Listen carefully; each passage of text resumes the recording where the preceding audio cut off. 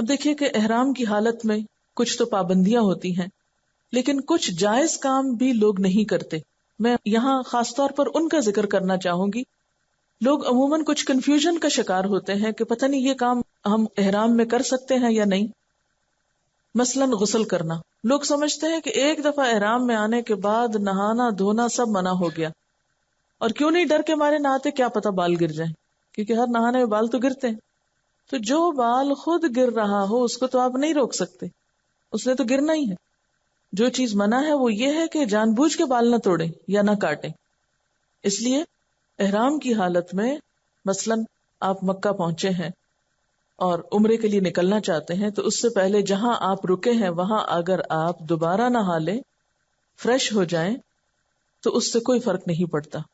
بعض خواتین وضو کے وقت بھی احرام کو آگے پیچھے نہیں ہونے دیتی ہیں، اور وہ کہتی ہیں کہ نہیں، یہ اگر اتر گیا تو شاید ہمارا عمرہ یا حج نہیں ہوگا.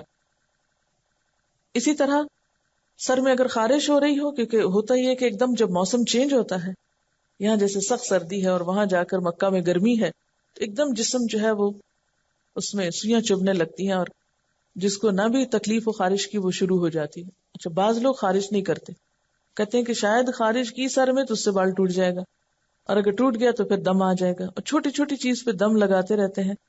اس سے ڈرنے کی ضرورت نہیں، یہ ایک طبعی ضرورت ہے. اگر خارش ہو رہی ہے تو انسان احتیاط سے سر میں کر لے، یا بدن میں کہیں ہو رہی ہے تو کھجا لے یا نہا لے، تو اس سے حرج نہیں ہے، کیونکہ عبادت میں جتنی یکسوئی ہوگی اتنا ہی زیادہ لطف آئے گا.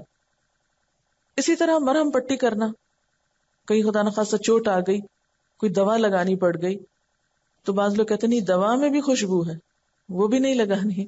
تو اللہ تعالیٰ نے ہمیں یہ نہیں حکم دیا کہ اپنے آپ کو ہلاکت میں ڈالو، اور پٹی میں اگر کوئی ایسی دوا لگائی جا رہی ہے جس سے خوشبو آ رہی ہے تو وہ نہ لگاؤ، یہ ایک معذوری کی حالت ہے. اسی طرح آنکھوں میں سرما وغیرہ ڈالنے کی بھی اجازت ہے. پھر موذی جانور جو ہیں جیسے سانپ بچھو وغیرہ میں سے اگر کوئی چیز ہے خدا نخواستہ، یا ایسی جیسے شہد کی مکھی کاٹ رہی ہے یا کچھ، تو ایسی چیزوں کو اگر ہٹا دیا جائے یا اڑا دیا جائے، یہ نہیں کہ وہ کاٹنے کو آئی تو آپ کہیں جی یہاں تو ہم کچھ بھی ہٹا اڑا نہیں سکتے، اسے کاٹنے دیں، تو اس کی ضرورت نہیں. چوہا ہو یا کوا ہو یا بچھو ہو یا سانپ یا کاٹنے والا کتا، ان کو دور کرنا یا مارنا یا ان کو ختم کرنا جو ہے وہ جائز ہے. پھر اسی طرح بعض لوگ احرام کی چادر نہیں بدلتے، وہ کہتے نہیں اس میں ہم احرام پہنے تھے، اسی میں ہی سارا کچھ ہوگا. چلیے عمرے کے موقع پر تو یہ ہوتا ہے کہ شروع میں آپ یہاں سے گئے 5 7 8 گھنٹوں میں آپ فارغ ہو سکتے ہیں، لیکن حج کے موقع پر تو بعض اوقات 3 4 دن تک آپ کو وہی لباس پہننا ہے، تو لوگ لباس نہیں تبدیل کرتے. خواتین اپنے جسم کے کپڑے نہیں چینج کرتی، یہ کہہ کے کہ نہیں یہ احرام کے کپڑے ہم نے پہنے ہوئے. تو یہ پابندی نہیں ہے، آپ روز اپنا ڈریس چینج کر سکتے ہیں، دن میں 2 دفعہ کرنا چاہیں 2 دفعہ کر لیں. آپ نے جو سکارف پہنا ہوا ہے یا جو چادر لی ہوئی ہے، اگر آپ وہ بھی دن میں 2 3 دفعہ چینج کرنا چاہیں، اگر آپ کے پاس سہولت ہے اور آپ سمجھتے ہیں کہ بہت پسینہ آ گئی، اسمیل یا کوئی چیز گر گئی اوپر، تو ایسی صورت میں آپ اس کو اتار کے دوسرا اگر پہن لیں گے تو اس میں کوئی حرج نہیں ہے. اسی طرح اگر گھڑی پہننا ہے یا اینک ہے، یا وہ ایک پیٹی پہنتے ہیں جس میں عام طور پہ پیسے یا پاسپورٹ وغیرہ رکھتے ہیں، یا چھڑی کا استعمال ہے، تو یہ بھی جائز ہے. پھر اسی طرح بغیر خوشبو کا تیل یا صابن جو ہے وہ بھی استعمال کیا جا سکتا ہے. منا عرفات میں جو سٹالز ہوتے ہیں اس میں بغیر خوشبو کا صابن جو ہے وہ میسر ہوتا ہے. پھر اسی طرح بچوں یا ملازموں کی تربیت کے لیے تھوڑی بہت سرزنش جو ہے اس کی بھی اجازت ہے، لیکن لڑائی جھگڑا اور فساد اور مار پیٹ جائز نہیں. پھر اسی طرح بوقت ضرورت چھتری کا استعمال جو ہے اس کی اجازت ہے، اور اگر آپ کو ٹیشو پیپر یا رومال استعمال کرنا پڑتا ہے تو اس کی بھی اجازت ہے. جن چیزوں کی اجازت نہیں وہ کیا ہے؟ شوہر اور بیوی کا جسمانی تعلق، لڑائی جھگڑا، گناہ اور نافرمانی کے کام، خوشبو لگانا، نکاح کرنا کرانا یا پیغام بھیجنا، خشکی کا شکار کرنا یا شکاری کی مدد کرنا، یا شکار کیا ہوا جانور ذبح کرنا، بال یا ناخن کاٹنا، یعنی خود سے نہیں کاٹ سکتے لیکن اگر خود کوئی گر گیا یا ٹوٹ گیا تو اور بات ہے. بعض اوقات ایسا ہوتا ہے نا آپ کو ٹھوکر لگتی ہے، پاؤں کا ناخن ٹوٹ جاتا ہے، تو اب آپ اس کو لیے نہیں پھریں گے، باقی حصے کو سیدھا کر لیں گے. پھر اسی طرح سر میں خوشبودار تیل ڈالنا یہ منع ہے. پھر اسی طرح یہ ہے کہ مردوں کے لیے سلا ہوا کپڑا پہننا منع ہے، سر پہ ٹوپی یا پگڑی پہننا منع ہے، موزے یا جرابیں مردوں کے لیے منع لیکن خواتین پہن سکتی ہیں۔ اسی طرح ایسی جوتی کہ جو ٹخنوں سے اوپر چلی جائے، چپل یا جوتی بعض اوقات ہوتے ہیں نا، شوز ایسے ہوتے ہیں جس سے ٹخنے چھپ جاتے ہیں، تو مردوں کے لیے ایسی جوتی پہننا بھی منع ہے۔ پھر اسی طرح یہ ہے کہ عورتوں کے لیے جو احرام کا چادر ہے اس کا کوئی مخصوص رنگ ضروری نہیں کہ ضرور سیاہ ہو یا ضرور سفید ہو۔ بعض خواتین سمجھتی کہ نہیں احرام سفید ہی ہونا چاہیے، اور اس میں مشکل کیا ہوتی ہے کہ سفید رنگ میں ایسی لون خریدتے ہیں کہ جس سے سارے بال جھلک رہے ہوتے ہیں، سارے جسم کے فگرز نمایاں ہو رہے ہوتے ہیں، تو اس چیز سے پرہیز کرنا چاہیے۔ اب یہ کہ یہ سارا سفر طے کر کے آپ مکہ میں پہنچ گئے۔ جب آپ مکہ میں پہنچے تو اس وقت ضروری نہیں کہ سیدھے حرم جائیں، آپ سیدھے ہوٹل جا سکتے ہیں، وہاں اپنا سامان رکھیں، وہاں آپ ریلیکس کریں، وہاں آپ کچھ کھائیں پیئیں اگر آپ بھوکے ہیں یا بہت تھکے ہوئے ہیں، کچھ دوا لے لیں، چائے پی لیں، نہا لیں، فریش ہو جائیں، پھر آپ حرم میں آئیں۔ کیونکہ بعض لوگ سامان باہر رکھ کے پہلے اندر جاتے ہیں، پھر ایک پریشانی کے عالم میں عمرہ کرتے ہیں، پھر اس کے بعد ہوٹل کی تلاش کرتے ہیں، تو ایسی مشقت میں خود کو نہ ڈالیں۔ پہلے آپ اپنے ٹھکانے کو تلاش کر لیں، وہاں انتظام کر لیں، کھائیں پیئیں، آرام کریں۔ مثلا اگر آپ 10-11 بجے پہنچے ہیں مکہ تو ضروری نہیں تھے کہ 10-11 بجے ہی جا کے آپ عمرہ کریں، یا آپ ظہر کے وقت پہنچے تو ضروری نہیں کہ ظہر کے وقت ہی عمرہ کریں۔ آپ احرام پہنے ہوئے ہیں، آپ عصر کے بعد شروع کر سکتے ہیں، آپ مغرب کے بعد شروع کر سکتے ہیں، اپنی سہولت میں رات کے وقت کر سکتے ہیں۔ یعنی شرط نہیں کہ پہنچتے ہی سیدھا آپ کو عمرہ شروع کرنا ہے، آپ سہولت کے ساتھ کر سکتے ہیں۔ پھر اسی طرح یہ ہے کہ مکہ میں جب داخل ہوں تو وہ مسنون دعا بھی پڑھ لیں، اللہم بارک لنا فیہا، یہ 3 مرتبہ، پھر اللہم ارزقنا جناہا وحببنا الی اہلہا وحبب صالحی اہلہا الینا، اے اللہ ہمیں اس بستی میں برکت عطا کر، اس بستی کے پھلوں سے ہمیں مستفید فرما، اور وہاں کے لوگوں کے دلوں میں ہماری محبت ڈال دے، اور یہاں کے نیک افراد کو ہمارے لیے محبوب بنا دے۔ پھر آپ دیکھیں کہ جب حرم میں جاتے ہیں تو پہلے مسجد حرام آتی ہے، تو مسجد میں داخل ہونے کے آداب بھی ہمیں معلوم ہونے چاہیے۔ اکثر لوگ اس بات کی پرواہ نہیں کرتے کہ مسجد میں داخل کیسے ہو رہے ہیں، یا مسجد میں داخل ہونے کی دعائیں خصوصاً خواتین کو نہیں آتی۔ مرد حضرات تو اپنے اپنے ملکوں میں بھی دعائیں پڑھتے رہتے ہیں، لیکن خواتین کو نہیں آتی دعا، کیونکہ ہمیں اتفاق کم ہوتا ہے مسجد جانے کا۔ تو مسجد میں داخل ہوتے وقت پہلے دایاں پاؤں اندر رکھنا ہے، اس کا بھی ثواب ہوگا۔ یعنی چلے تو آپ جائیں گے، بایاں رکھا یا دایاں رکھا یا ایسے ہی ہجوم میں اندر چلے گئے، ہو تو جائے گا، لیکن جب آپ شعوری طور پر دایاں پاؤں اندر رکھ کے جائیں گے تو ایک سنت پہ عمل کرتے ہوئے جائیں گے، اور اس کا ایک ثواب آپ کو نصیب ہوگا۔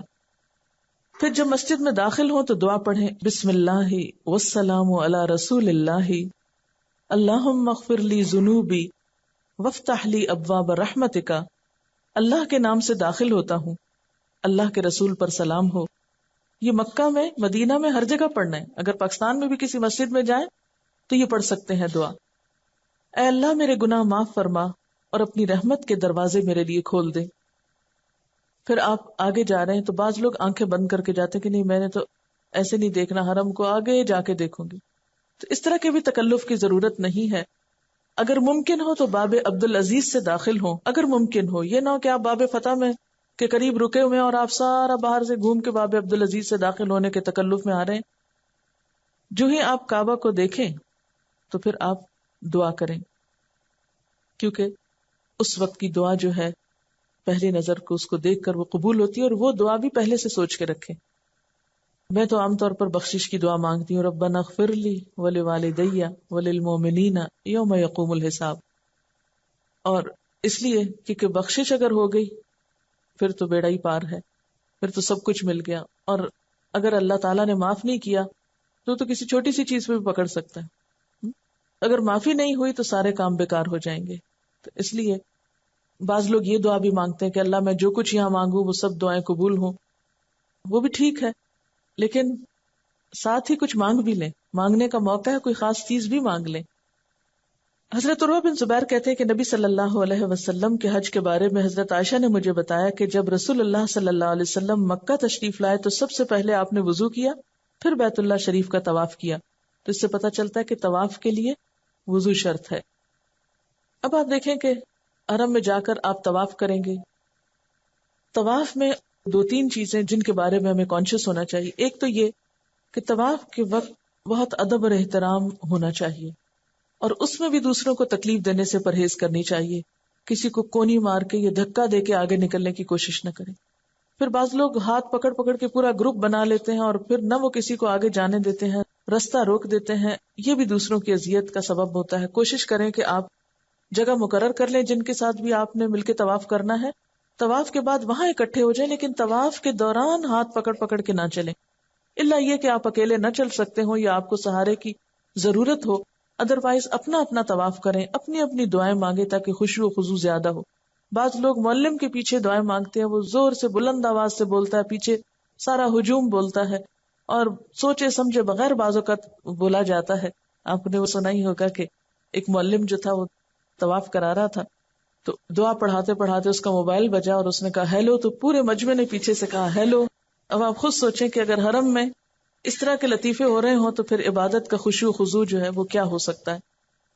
تو اس میں کوشش کرنی چاہیے کہ خود دعائیں پڑھیں، اور اس میں بھی آپ جو دعائیں پڑھیں وہ خشوع کے ساتھ پڑھیں، صرف بلند آواز سے چیخ چلا کے نہیں، اور آپ کو پتا ہو آپ مانگ کیا رہے ہیں۔ بعض اوقات معلم حضرات ایسی دعائیں پڑھ رہے ہوتے ہیں جو ہماری سمجھ میں بھی نہیں آتی کہ وہ کیا پڑھ رہے ہیں، اور ہم صرف کہے جا رہے ہیں، کوئی روح نہیں اس میں۔ تو کیا مانگا آپ نے؟ وہ تو کوئی اور مانگ رہا ہے، تو آپ اپنی زبان میں مانگ لیں، لیکن اپنی اپنی دعائیں مانگیں۔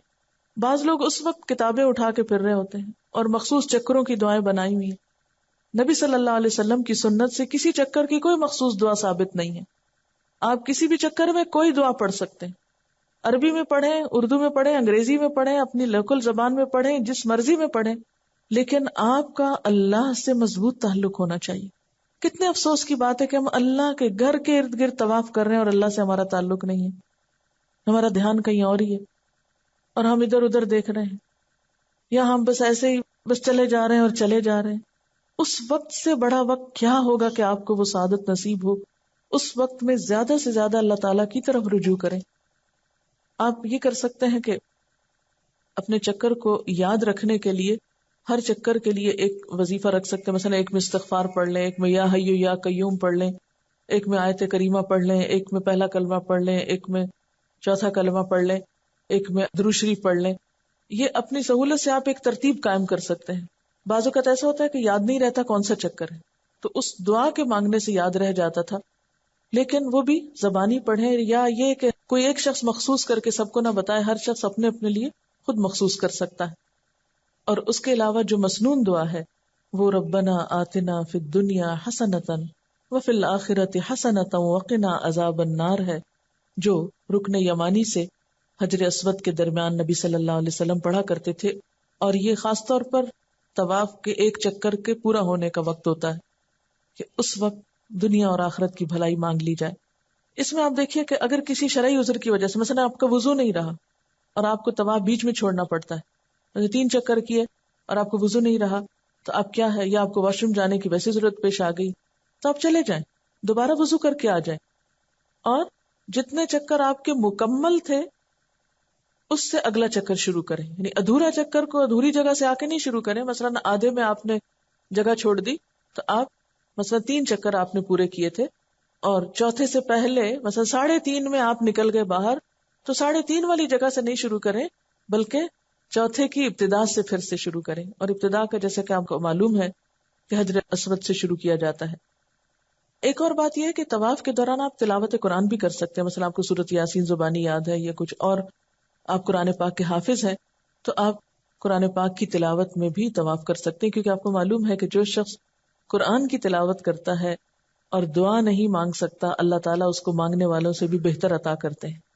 تو اس لیے اس وقت کی یہ بھی ایک بہترین عبادت ہے۔ مطلب دن میں اگر 5 دفعہ آپ طواف کر رہے ہیں عمرے کے بعد روزانہ کی روٹین میں، تو آپ کیا کر سکتے ہیں کہ ایک طواف میں آپ ایک خاص ذکر کر لیں، دوسرے میں قرآن پاک پڑھ لیں، تیسرے میں کچھ اور کر لیں، یعنی بدل بدل کے مختلف چیزیں، معلوم نہیں اللہ تعالیٰ کو کون سی چیز آپ کی پسند آئے اور کون سی چیز زیادہ فائدے کی ہو۔ پھر اسی طرح یہ ہے کہ جب طواف آپ کر لیں تو پھر زمزم کا پانی پیٹ بھر کے پئیں، اور اس وقت بھی خوب دعائیں کریں، کیونکہ یہ بھی دعاؤں کی قبولیت کا وقت ہے۔ پھر اسی طرح یہ ہے کہ طواف کے 2 نفل جب پڑھیں تو بہتر یہ ہے کہ مقام ابراہیم کے پاس ہو، ورنہ حرم میں کسی بھی جگہ وہ نفل آپ پڑھ سکتے ہیں۔ ان نفل کے بعد بیٹھ کر، مثلاً اگر آپ نے کتابیں پڑھنی ہیں، مطلب مجھے کچھ دعائیں جیسے زبانی ابھی تک یاد نہیں ہیں طویل ہونے کی وجہ سے، یا ان کی ترتیب بھول جاتی کہ کتنی دعائیں ہیں، ساری نہیں یاد رہتی، تو میں عموماً یہ کرتی تھی کہ وہی جو چھوٹا بیگ ہوتا تھا اس میں دعاؤں کی جو کتابیں رکھی ہوئی ہیں، جب 2 نفل طواف کے پڑھتی تھی تو اس وقت بیٹھ کے اپنی کتاب کھول لیتی تھی، اور جتنی جی بھر کے کتابوں میں لکھی ہوئی دعائیں پڑھنی ہیں وہ پڑھ لیں۔ اس وقت میں اپنی وہ ڈائری بھی نکال لیں جو آپ نے لوگوں سے وعدے کیے تھے دعائیں کرنے کے، اس کو بھی نکال کے آپ ایک دفعہ پڑھ کے ان لوگوں کے حق میں مخصوص دعا کر لیں جو وہ چاہتے ہیں آپ سے کرنا۔ پھر یہ کہ آپ صحیح کے لیے نکلیں گے، جب صحیح کے لیے جائیں تو اس وقت کی دعا جو ہے صحیح شروع کرنے کی، یعنی صفا سے شروع کریں گے، مروہ پہ ایک چکر۔ اس وقت نبی صلی اللہ علیہ وسلم نے جو دعا پڑھی وہ ہے لا الہ الا اللہ وحدہ لا شریک لہ لہ الملک ولہ الحمد وہو علی کل شیء قدیر لا الہ الا اللہ وحدہ انجز وعدہ ونصر عبدہ وہزم الاحزاب وحدہ۔ کوشش کریں کہ یہ دعا بھی زبانی یاد ہو جائے، لیکن اگر نہ ہو سکے تو اپنے بیگ میں چھوٹے سے ایک کارڈ پہ الگ لکھی ہوئی، یہ نہیں ہو کہ کسی کتاب میں اور وہ دکے پڑھ رہے ہیں اور آپ ورقہ ڈھونڈ رہے ہیں۔ اگر آپ نے کسی مخصوص اس پہ لکھی ہے تو نشان یا مارکر آپ اپنی مخصوص دعاؤں پہ یا مخصوص چیزیں پڑھنے کے لیے آپ ان کو وہاں لگا سکتے ہیں، مثلا ڈفرنٹ کلر میں بھی لگا سکتے ہیں کہ آپ کو صحیح کی دعا شروع کرنی ہے اور آپ کو نہیں آتی تو جو ہی آپ صفحہ پہ پہنچنے لگتے ہیں اپنی کتاب نکالیں، فوراً اس جگہ کو نکالیں اور دعا پڑھ لیں۔ پھر اس کے بعد یہ کہ سب ستون یا جو سب نشان کے علاقے ہیں اس میں مرد حضرات کو تیز چلنا ہوگا، مگر عورتیں اپنی نارمل چال چلیں۔ یعنی میں نے بعض عورتوں کو دیکھا کہ وہ بھی دوڑ رہی ہوتی ہیں نا، دیکھا دیکھی، تو اس موقع پر ٹھیک ہے حضرت حاجرہ جو تھی وہ دوڑی تھی، لیکن ہمارے لیے حکم کیا ہے کہ اس جگہ پر بھی باوقار انداز میں گزریں۔ اور یہاں پر بھی یہ کہ اگر صحیح کا سلسلہ بھی بیچ میں منقطع کرنا پڑا، مثلا آپ تھک گئے تو آپ بیٹھ جائیں تھوڑی دیر کے لیے، آپ کو پیاس لگی آپ پانی پی لیں، یعنی ضروری نہیں ہے کہ ایک ہی دفعہ میں آپ مکمل کر کے ہی سانس لیں گے، بیچ میں رک رک کے بھی کر سکتے ہیں۔ کوشش یہ کیجئے کہ جو کام آپ کر رہے ہیں خوشی سے ہو، سکون سے ہو، اطمینان سے ہو، تاکہ کرنے کے بعد جب آپ واپس آئیں تو آپ کے دل میں ایک اطمینان ہو، یہ حسرت نہ ہو کہ اوہ پہلا حج تو تجربے کی نظر ہی ہو گیا اور اب ایک دفعہ اور حج کرنا ہے جو صحیح کر کے کرنا ہے، تو اس کے لیے ہو سکتا ہے آپ دوبارہ نہ جا سکیں، اس لیے اس تجربے کو بھی بہت آسان طریقے سے کریں۔ جو چیز سمجھ نہ آئے رک جائیں، ٹھہر جائیں، تسلی کر کے نکلیں، بھاگم دوڑ نہیں مچائیں، اور سمجھ کے پڑھ کے، یعنی عمرے اور حج کی جو کتابیں آپ کے پاس رکھی ہوں گی ان کو وہاں پر دوبارہ پڑھ لیں، ہر کام کرنے سے پہلے اس حصے کو پھر سے پڑھ کے سوچ سمجھ کے جتنا آپ کے بس میں ہے اپنی تسلی کر کے آئیں۔ شاید یہ آخری حج ہو، اس کے بعد موقع نہ ملے تو آپ کی کوئی حسرت ایسی باقی نہ رہے۔ پھر یہ ہے کہ جب صحیح ہو جاتی ہے تو پھر بالوں کو کاٹنا ہوتا ہے۔ اس میں بھی عورتیں سمجھتی کہ شاید سارے بالوں کے آخر میں ٹرمنگ کرنا ضروری ہے، نہیں، آپ ضروری نہیں کہ چٹیا کے اینڈ سے کاٹیں، آپ یہاں سے بھی اپنی ایک لٹ نکال کے اتنے حصے کو بھی کاٹ سکتے ہیں۔ اگر پیچھے سے نکالنا ممکن نہ ہو تو آگے سے نکال کے کان کے پاس سے بھی کچھ کاٹ سکتے ہیں، کسی حصے سے بھی آپ 1.5 انچ اتنا سا کاٹ کے آپ پھینک سکتے ہیں۔ اس میں یہ ہے کہ کوشش کریں کہ جب آپ بال کاٹ رہے ہیں تو کوئی مرد حضرات آپ کے بال نہ دیکھیں۔ کئی خواتین کو اس جگہ پہ دیکھا گیا ہے کہ وہ چٹیا کو سب کے سامنے کھول کے نکال کے کاٹ رہی ہوتی ہیں اور مرد حضرات دیکھ رہے ہوتے ہیں۔ اتنی تکلیف اور پریشانی ہوتی ہے کہ یہ کس قسم کا عمرہ ہو رہا ہے کہ جہاں حرام کام کا ارتکاب ہے، کیونکہ عورت کے بال کسی مرد کو دیکھنے نہیں چاہیے، وہاں پر تو خاص طور پر اس چیز سے پرہیز کرنا چاہیے۔ پھر جب آپ نے عمرہ کر لیا، یہاں پر آپ کا عمرہ ختم ہو گیا۔ عمرہ جب آپ نے کر لیا، مسجد سے باہر نکلنے لگے تو بایاں پاؤں پہلے باہر نکالیں گے اور دعا پڑھیں گے، بسم اللہ والسلام علی رسول اللہ، اللہم اغفر لی ذنوبی وافتح لی ابواب فضلک۔ اللہ کے نام سے مسجد سے نکلتا ہوں، اللہ کے رسول پر سلام ہو، اے اللہ میرے گناہ معاف فرما اور اپنے فضل کے دروازے میرے لیے کھول دے۔ اب آپ دیکھیے کہ عمرے کے بعد آپ احرام کھول دیں گے، یعنی آپ کے اوپر وہ پابندیاں جو ہیں، بنیادی طور پر احرام کھولنے کا مطلب یہ نہیں کہ اسکارف اتار کے پھینک دیں گے، اس کا مطلب یہ ہے کہ عمرے کی جو پابندیاں آپ پر عائد ہوئی تھی وہ پابندیاں اب ختم ہو گئی۔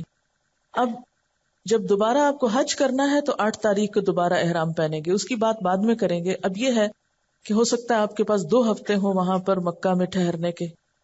ان 2 ہفتوں کو کیسے گزارنا ہے، اس کے لیے دن بھر کا اپنا ٹائم ٹیبل بنائیں اور اس پر سختی سے جم جائیں، ورنہ روزانہ کے پروگرام تبدیل کرنے سے بہت سے اوقات ضائع ہو جاتے ہیں.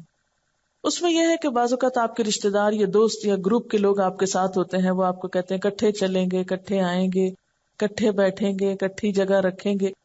ان چیزوں سے باہر آ جائیے، اس لیے کہ بعض اوقات دوسروں کے انتظار میں، مثلا نماز کا وقت، اذان ہو رہی ہے اور آپ چیخ چلا رہے ہیں جلدی باہر آؤ، واش روم، لوگ چلے جاتے ہیں اور نکلنے کا نام نہیں لیتے، یا وضو کر رہے ہیں اور کیے چلے جا رہے ہیں، ان کا وہم ختم نہیں ہو رہا. اس قسم کی بہت سی باتوں سے بہت وقت ضائع ہوتا ہے. تو جو بھی آپ کے ساتھ ہیں ان کو ادب احترام سے سمجھا دیجئے کہ یہ اوقات بڑے قیمتی ہیں، یہ وقت اور یہ فرصت شاید پھر ملے یا نہ ملے، اس لیے اگر جانا بھی ہے تو وقت پر جو تیار ہو تو جائیں، اور پہلے سے بتا دیں اگر آپ وقت پہ تیار نہیں تو میں انتظار نہیں کروں گی. کیوں؟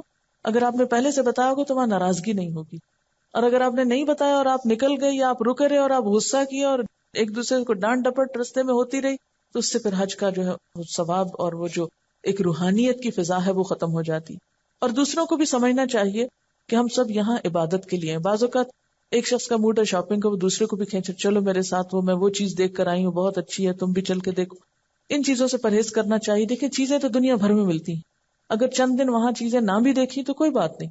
اور اگر کسی وقت کوئی چیز ضرورت اور آپ کو لینی ہے تو آپ ایسے اوقات میں جائیے کہ جب آپ عبادت سے تھک چکے ہوں اور آپ تھوڑا اپنے آپ کو فریش کرنے کے لیے تھوڑا ادھر ادھر نکل جائیں. ورنہ نمازوں کے اوقات میں، عبادت کے اوقات میں، فریش اوقات میں بازاروں میں گھومنا جو ہے یہ اپنے وقت کو ضائع کرنا ہے. اب یہ ہے کہ روزانہ آپ تہجد پڑھنے کی کوشش کریں کہ ایک نفل کا ثواب بھی وہاں بہت زیادہ ہے، اور تہجد کے وقت کی دعائیں بھی قبول ہوتی ہیں، اور اللہ کا گھر ہے سامنے تو دعاؤں کی قبولیت کے خاص مواقع ہیں. اس لیے تہجد کی اذان سے کچھ پہلے ہی اٹھ جائیں، اور اٹھنے کے بعد یہ ہے کہ آپ کوشش کریں کہ مسجد میں آ کر آپ کو تہجد کی اذان ملے. جب آپ گھر سے نکلیں گے دعائیں پڑھتے وقت، ذکر کرتے ہوئے پھر آپ وہاں پہنچیں گے، مسجد میں مسنون طریقے سے داخل ہوں گے، دعا پڑھ کے داخل ہوں گے، آپ مسجد کے نفل پڑھیں گے، اور پھر اذان ہوگی، اذان کا جواب دیں گے. اذان کا جواب دے کر جو دعا پڑھی جاتی ہے وہ بھی قبول ہوتی. بہت سے لوگ لا علمی کی وجہ سے اس وقت کو ضائع کرتے ہیں، یعنی وہ قبولیت کا وقت ہے اور لوگ باتوں میں مصروف ہیں یا سو رہے ہیں یا کسی اور شغل میں ہیں. تو کوشش کریں کہ اذان آپ کو حرم میں ملے یا راستے میں ملے. اگر راستے میں ملتی ہے اذان، یعنی 5 اذانوں میں سے یا تہجد کی اذان میں سے سب کی بات میں کر رہی ہوں اس وقت مشترکہ طور پر، تو آپ اذان کا جواب دیں، کسی سے بات نہیں کریں، اور اس کے بعد خصوصی دعا کریں اپنے لیے. پھر آپ مسجد میں پہنچیں، آ کر مسجد کے نفل پڑھیں. پھر تہجد کا وقت ہے اگر تو تہجد وہیں پر آپ ادا کریں. پھر فجر کی اذان ہو تو اس کا جواب دیں، پھر اس کی دعا پڑھیں، اذان کے بعد کی دعا.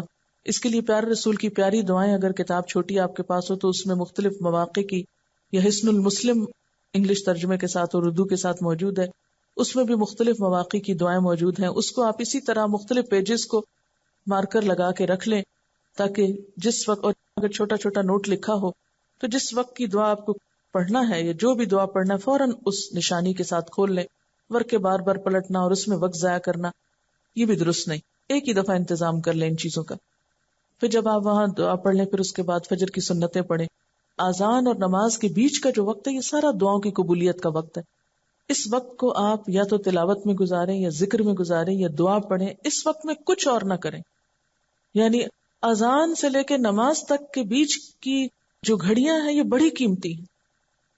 اس میں سوتے میں وقت گزار دینا، اچھا جب شروع ہوگی تکبیر ہوگی تو ہم پہنچ جائیں گے، یا بازار گھوم کے، یا بعض لوگ کیا کرتے ہیں حرم میں بیٹھے ہیں، اچھا بہن تم کہاں سے آئی ہو، فلاں جگہ سے، باتیں اور گفتگو اور اذانیں ہو رہی، تکبیریں ہو رہی، کچھ ہو رہا اور کہانیاں ختم نہیں ہو رہی. اور بعض خواتین تو مسلسل شاپنگ کی باتیں، اور شاپنگ کر کے بعض اوقات اندر لے آتے ہیں چھپا کے اور وہ دکھانے کی، یعنی وہاں جا کر بھی ہماری دنیا ختم نہیں ہوتی. اگر اتنی ہی دنیا سے محبت ہے کہ اللہ کے گھر میں بھی دنیا نہیں بھولتی تو پھر اور کہاں بھولے گی. اس سے پھر یہ ہوتا کہ وہ حج کی جو روح ہے یا مقصد ہے یا جو فائدہ ہے وہ حاصل نہیں ہوتا. اس لیے کوشش کریں کہ آذان اور نماز کے بیچ کے وقفے کو خوب خوب ذکر اور دعا میں گزارا ہے، پھر نماز ہو گئی. اب آپ کو جماعت سے نماز پڑھنے کا طریقہ آنا چاہیے، اس کو سیکھ لینا چاہیے. اور اس میں خصوصی طور پر یہ کہ امام سے پہلے نہ اللہ اکبر کہنی ہے، نہ امام سے پہلے رکوع میں جانا ہے، نہ امام سے پہلے سجدے میں جانا، نہ امام سے پہلے سلام پھیرنا ہے. یعنی ہر چیز میں امام کو فالو کرنا ہے. اور مسجد میں نماز پڑھنے کی کوشش کریں، کیونکہ مسجد حرام میں نماز پڑھنا جو ہے وہ 1,00,000 نمازوں کا ثواب ہے. اس لیے جب آپ یہاں سے چلے گئے، بعض خواتین کو دیکھا ہے کہ وہ وہاں جا کر مسجد میں نماز نہیں پڑھی، وہ کہتی ہیں کہ عورت کی نماز گھر میں اچھی. میں ان سے یہ پوچھتی ہوں کہ وہ ان کا گھر کہاں سے؟ وہ تو ہوٹل ہے. وہاں جہاں آپ رہتے ہیں وہ آپ کا گھر تو نہیں ہوتا. تو ہوٹل میں نماز پڑھنے سے بہتر ہے آپ مسجد میں نماز پڑھیں. اور مسجد میں جب آپ نماز پڑھیں گے تو پھر اس کا طریقہ آپ کو آنا چاہیے، صفوں کو درست ہونا چاہیے، صفیں جوڑنی چاہیے. بعض اوقات خواتین کو صفیں نہیں بنانی آتی تو اس صورت میں مشکل پڑتی ہے، نماز کا لطف ختم ہوتا ہے. تو کوشش کریں کہ آپ جب جائیں تو ذرا وقت سے پہلے چلیں تو اگلی صفوں میں آپ کو جگہ مل جائے، جہاں عموماً لوگ پھر کم آگے سے کراس کرتے ہیں، یا اور سنجیدہ قسم کے لوگ بھی آگے جا کے بیٹھتے ہیں. جو بچوں والے یا عموماً اتنی دلچسپی نہیں ہوتی تو وہ سائیڈز پر تاکہ جلدی سے نکل جائیں. تو ایسی جگہوں پر پرہیز کریں بیٹھنے سے. یعنی اگر آپ آئے ہیں اندر تو کوشش کریں کہ ذرا آگے جا کر ایسی محفوظ جگہ پر بیٹھیں کسی پلر کے ساتھ کہ جہاں کم سے کم لوگوں کی آمد و رفت ہو، جہاں آپ یکسوئی کے ساتھ عبادت کر سکیں. پھر اسی طرح یہ ہے کہ نماز کے فوراً بعد مسجد سے نکلنے کی کوشش نہ کریں. خواتین کو ذرا رک کے نکلنا چاہیے، کیونکہ مردوں کے ہجوم ہوتے ہیں نکلتے ہوئے، اس وقت پہ بہت ٹکراؤ ہوتا ہے. حتیٰ کہ جوتا جب پہن رہے ہوتے ہیں تو پیچھے سے بھی دھکے پڑ رہے ہوتے ہیں. تو کوشش کریں نماز کے بعد آپ سنت پڑھیں، سنت کے بعد نفل پڑھیں، ایکسٹرا نفل پڑھیں، تلاوت کریں، ذکر کریں، دعائیں مانگیں. اور جب آپ دیکھیں کہ اب رش چھٹ گیا ہے پھر آپ اٹھیں اور مسجد سے باہر آئیں. اب اس کا یہ مطلب نہیں کہ دعاؤں اور نماز میں اتنا مشغول ہو کہ آپ کسی سے کوئی سلام دعائی نہ کریں. جب آپ نماز پڑھ چکے اپنے کام سے فارغ ہو جائیں تو پھر آپ دیکھیں دائیں بائیں کون بیٹھا ہے، سلام کریں، بات کریں اور حال چال پوچھیں. اپنے ملک کے لوگوں کے بھی، دوسرے ملکوں سے آئے ہوئے لوگوں کے بھی اپنے بارے میں بتائیں، ان کے بارے میں جانیں. کیونکہ حج کا مقصد کیا ہے؟ لوگوں کی باہم ملاقات بھی ہو، ایک دوسرے سے تعارف بھی ہو، ایک دوسرے سے کچھ سیکھا بھی جائے. اور اس میں آپ تھوڑی بہت دنیا کی بات بھی اگر آپ کر لیتے ہیں، کھانے کپڑے کی بھی ہلکی پھلکی، جب آپ نماز وغیرہ سے فارغ ہو کے ہر چیز سے بالکل، تو اس وقت میں کوئی حرج نہیں. لیکن نمازوں کے انتظار کے وقت میں نہیں، دعاؤں کی قبولیت کے وقت میں نہیں. پھر اسی طرح یہ ہے کہ اس وقت میں اپنے پاس چھوٹی چھوٹی کوئی ایسی چیز ہو جو دوسروں کو آپ دے سکیں، بانٹ سکیں، وہ اگر آپ جاتے وقت یہیں سے لے جائیں. مثلا دعاؤں کے کارڈ لے جائیں، کچھ مثلا شادی کارڈ گھروں میں وش کارڈز پڑے ہوتے ہیں فالتو بیکار، ان کے اوپر کاٹ کر کچھ اپنے ہاتھ سے دعائیں لکھ لیں، وہ آپ مختلف لوگوں کو، یا احادیث لکھی ہوئی ہوں وہ آپ وہاں پر دے سکتے ہیں. پھر اسی طرح یہ ہے کہ اگر آپ چاہتے ہیں کہ عبادت کے اوقات کی پابندی ہو تو پھر غذا کا خاص خیال رکھیں. بہت ہیوی قسم کی غذا نہ ہو کہ جس سے آپ کو نیند ہی آتی رہے. بعض لوگ غذاؤں کے اوقات کی پابندی نہیں کرتے، کبھی کسی وقت کھا لیا، کبھی کسی وقت کھا لیا، تو اس کا نقصان کیا ہوتا ہے کہ آپ کی جو رفع حاجت کی عادت ہے وہ بھی ڈسٹرب ہو جاتی ہے. تو اس میں اگر آپ چاہتے ہیں کہ وقت پر فارغ ہوں اور وقت پر آپ پاک ہوں، وقت پر صاف ہوں، تو پھر اس کے لیے ضروری ہے کہ کھانے کے جو اوقات ہیں ان کی بھی اسٹرکٹلی پابندی کریں. اور اس میں کھانا اس طرح کا نہ ہو کہ جس سے آپ کو معدے میں جلن شروع ہو جائے، یا آپ بار بار پانی پئیں، یا آپ کو سستی اور غنودگی ہو، یا یہ کہ آپ کا سٹمک اپسیٹ ہو جائے اور واش روم بار بار جانا پڑے. یہ تمام چیزیں جو ہے وہاں جا کر بہت عبادت کے وقت کو ضائع کرتی ہیں. کھجور اور زمزم کا استعمال خاص طور پر کرتے رہیں. یہ دونوں چیزیں آپ کی صحت کے لیے بھی اچھی ہیں، اور زمزم کے بارے میں بھی آتا ہے کہ جس نیت سے پیا جائے وہ حاصل ہوتی. یعنی اگر آپ شفا کی نیت سے پی رہے ہیں یا غذا کی نیت سے پی رہے ہیں تو کوشش کریں کہ حرم میں ہوتے ہوئے دوسرا پانی نہ لے جائیں، وہی پانی بار بار پئیں. کھجور اگر اپنے بیگ میں بھی تھوڑی سی ساتھ رکھ، کسی وقت عبادت کے درمیان شوگر لیول لو ہوتا ہے تو ایک آدھ کھجور جو ہے وہ اگر آپ پولیتھین کے لاک ہونے والے بیگ کے اندر ڈال کے 3-4 رکھی بھی ہوں، ذرا زیادہ بھی رکھ لیں، بعض اوقات 7-8 بھی رکھ لیں، کیونکہ ہوتا ہی کہ جب آپ کھا رہے ہیں تو سامنے کوئی بچہ بیٹھا ہے، دائیں بائیں کوئی اور بیٹھا ہے، تو اس کو بھی تھوڑا سا آفر کر دیں، کیونکہ بہت آکورڈ لگتا ہے کہ آپ خود تو کھا پی رہے ہیں اور لوگ آپ کی شکل دیکھ رہے ہیں. اور میں اس وقت یہ حدیث یاد رکھتی ہوں کہ آگ سے بچو خواہ کھجور کا آدھا ٹکڑا ہی. تو سوچتی ہوں کہ یہ بالکل انجان لوگ ہیں جو مجھے نہیں جانتے کہ میں کون ہوں. اگر ان کو میں کچھ دوں گی تو یہ تو نہ مجھے ان سے شکریہ کی توقع ہوگی، نہ مجھے تعریف کی، نہ اس کے بعد یہ میرا احسان کبھی اتار سکیں گے. اس لیے ایسے لوگوں پہ احسان کرو کہ جن سے کوئی واپسی کی توقع نہ ہو. تو وہ ایک طرح سے بہترین صدقہ اور بہترین اجر ہوتا ہے. اچھی کھجوریں مل جاتی ہیں وہاں پر. اگر آپ یوں سمجھے کہ بعض اوقات صرف پیسے دینے کی بجائے کچھ کھجوریں ہی اپنے پاس رکھیں تو جو مانگنے والا نظر آئے اس کو بھی آپ کھجور بھی صدقے میں دے سکتے ہیں. پھر اسی طرح یہ ہے کہ وہاں پر برف کے پانی والے کولر بھی ہوتے ہیں اور دوسرے بھی ہوتے ہیں. کوشش کریں کہ بغیر برف والا پئیں. اگرچہ سب لوگوں کی اپنی اپنی عادت ہوتی ہے لیکن گلے کے خراب ہونے کے امکان کم ہوتے ہیں. اور یہ ہے کہ اس میں انسان کو ایک نیچرل چیز ملتی ہے. زمزم میں اگر برف ڈال دیں گے تو ظاہر ہے کہ ڈائلیوٹ ہو جائے گا کچھ, تو وہاں جا کر تو پیور زمزم پینے کی کوشش کریں. پھر اسی طرح یہ ہے کہ ساتھ ساتھ اپنا محاسبہ جاری رکھیں کہ کیا میں نے اپنے دن کا صحیح استعمال کیا ہے, کیا میری نماز میں خشوع و خضوع تھا, کیا میں نے صدقہ کیا کچھ, کیا میں نے ذکر اپنے پورے کیے. بلکہ ذکر جو جو کرنے ہیں آپ کو ان کی ایک لسٹ بنا لیں. صبح شام کی دعائیں پڑھنی ہیں, یا نمازوں کے بعد جو مسنون اذکار ہیں وہ پڑھنے ہیں, یا پھر دیگر دعائیں پڑھنی, حفاظت کی دعائیں وغیرہ پڑھنی ہیں. اگر آپ بیمار ہیں تو آیات شفا پڑھ کر خود پہ دم کریں. اہم ترین چیز یہ کہ اپنے جذبات پہ کنٹرول رکھیں. غم, غصہ, محبت, ان سارے جذبات پہ بہت کنٹرول رکھیں. بعض اوقات ایسا ہوتا ہے کہ ہمیں آیات سن رہے ہیں تلاوت کی, وہ سمجھ آ رہی ہیں تو رونا آ رہا ہے. اتنی بلند آواز میں نہ رونا شروع کر دیں کہ آدمی بھی آپ کی طرف متوجہ ہو جائے. بعض لوگ حرم جاتے ہوئے بہت روتے ہیں, آتے ہوئے بہت روتے ہیں, یعنی جب آخری وداعی طواف ہوتا ہے تو واقعی رونا بہت آتا ہے. اس میں بھی اعتدال رکھیں. ایسا نہ ہو کہ صرف رونے میں وقت گزر جائے اور دعاؤں کا وقت ہی نہ رہے. یا اسی طرح کوئی شخص آپ کو اریٹیٹ کرتا ہے تو غصہ آتا ہے, مثلا کسی نے آپ کو دھکا دیا تو انکانشیسلی کو نہیں آپ پیچھے کریں گے, تو اپنے آپ کو کنٹرول کرنا سیکھیں.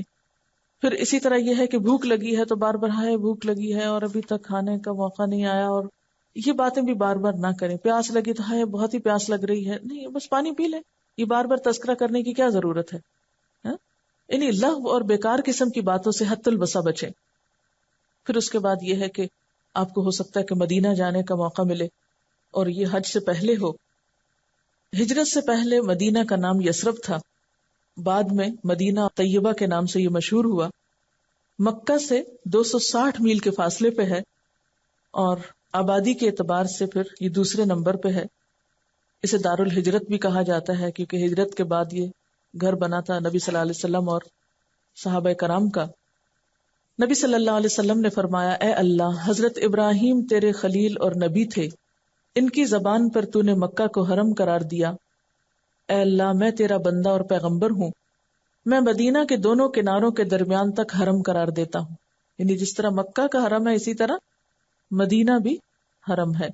آپ نے فرمایا المدینہ تو حرم, مدینہ حرم ہے, اور مدینہ کا حرم جبل عیر سے جبل سور تک ہے.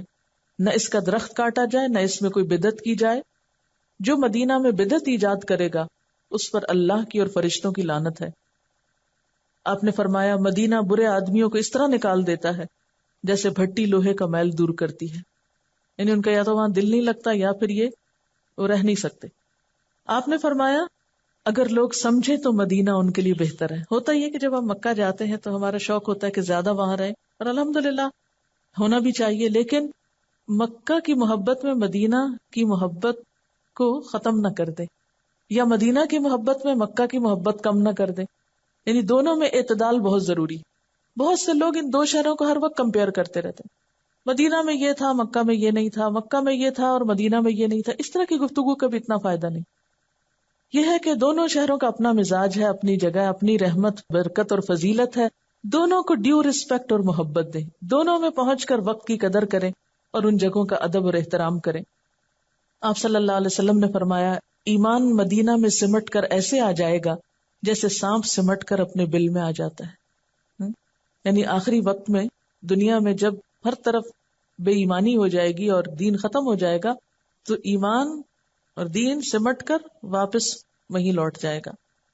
آپ صلی اللہ علیہ وسلم نے فرمایا مدینہ اسلام کا قبہ ہے, ایمان کا گھر ہے, ہجرت کا مقام ہے, حلال و حرام کے معلوم ہونے کا ٹھکانہ ہے. آپ نے فرمایا جو مدینہ کی مصیبتوں اور پریشانیوں پر صبر کرے میں قیامت کے دن اس کی سفارش کروں گا. تو جس طرح مکہ جا کر آپ نے تکلیف اور پریشانی کا ذکر نہیں کرنا, اسی طرح یہاں پر بھی تکلیف اور پریشانی پر صبر کرنا ہے, یعنی کسی بھی قسم کی جو ہو. آپ نے فرمایا سب سے پہلے میں جن لوگوں کی سفارش کروں گا وہ مدینہ والے ہیں پھر مکہ والے، پھر طائف والے ہوں گے۔ آپ صلی اللہ علیہ وسلم نے فرمایا جو مدینہ میں مرنے کی طاقت رکھتا ہو اس کو مدینہ میں ہی مرنا چاہیے، اس لیے کہ مدینہ میں مرنے والوں کا میں گواہ اور ضمانتی بنوں گا۔ ہر ایک کی قسمت میں تو یہ نہیں ہو سکتا، لیکن نیت اور تمنا کرنے میں کیا حرج ہے، کم از کم نیت کا ہی ثواب مل جائے۔ حضرت عمر دعا مانگا کرتے تھے، اے اللہ تو اپنے راستے میں مجھے شہادت نصیب فرما اور اپنے رسول کے شہر میں موت دے۔ آپ صلی اللہ علیہ وسلم نے مدینہ کے پھلوں کے لیے دعا مانگی ہے، اللہم بارک لنا فی ثمرنا وبارک لنا فی مدینتنا وبارک لنا فی سعنا وبارک لنا فی مدنا۔ اے اللہ تو ہمارے پھلوں میں برکت دے، ہمارے شہر میں برکت ہی برکت دے، اور ہمارے مد اور سع یعنی تولنے کے جو پیمانے ہیں ناپنے کے، ان میں برکت عطا فرما۔ آپ نے فرمایا خدایا ابراہیم تیرے بندے اور خلیل اور نبی تھے، میں بھی تیرا بندہ اور پیغمبر ہوں۔ حضرت ابراہیم نے مکہ کے لیے دعا مانگی تھی اور اس کے ساتھ اور زیادہ بھی۔ پھر آپ صلی اللہ علیہ وسلم پھل کو یعنی پھل کے لیے دعا مانگ کے وہ پھل کسی چھوٹے بچے کو عطا کر دیتے، یعنی جب آپ کسی پھل کو دیکھتے تھے تو اس وقت یہ دعا پڑھتے۔ یعنی حضرت ابو ہریرہ فرماتے کہ لوگ جب پہلا پھل دیکھتے تو اسے آپ کے پاس لاتے، آپ اس کو لے کر یہ دعا پڑھتے جو ابھی میں نے پڑھی ہے، اور پھر اس کے بعد یہ فرماتے اور وہ پھل چھوٹے بچے کو عطا کر دیتے۔ آپ نے یہ بھی فرمایا ہے کہ جو شخص صبح اجوا کھجور کے 7 دانے کھا لے اس کو نہ زہر نقصان دے گا نہ جادو، یہ مدینہ کی خاص کھجور ہے۔ مسلم کی روایت میں ہے کہ مقام عالیہ کی اجوا شفا ہے، اس کو نہار منہ کھانا تریاک ہے، یعنی تریاک کیا ہوتا ہے؟ زہر اور جسم میں جو فاسد مادے ان کو ختم کرنے کا سبب بنتا ہے۔ ایک اور روایت میں آتا ہے کہ اجوا جنت کا پھل ہے۔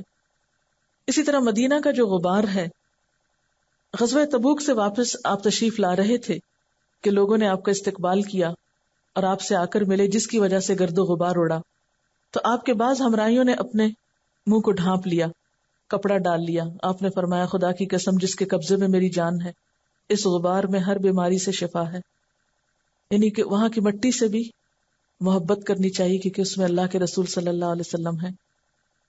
آپ صلی اللہ علیہ وسلم اپنی زندگی کے آخری دنوں تک یہی قیام فرما رہے اور مدینہ کی محبت کی دعا فرمائی، اے اللہ تو مدینہ کی محبت ہمارے دلوں میں ڈال دے جیسا کہ مکہ کی محبت ہمارے دلوں میں ہے، کیونکہ شروع میں صحابہ کا دل وہاں نہیں لگتا تھا بلکہ اس سے بھی زیادہ، اور اس کو ہمارے لیے صحت یاب بنا دے کیونکہ بہت سے صحابہ وہاں جا کے بیمار ہو گئے تھے، اور اس کے سا اور مد میں برکت عطا فرما اور اس کے بخار کو جحفہ میں منتقل فرما۔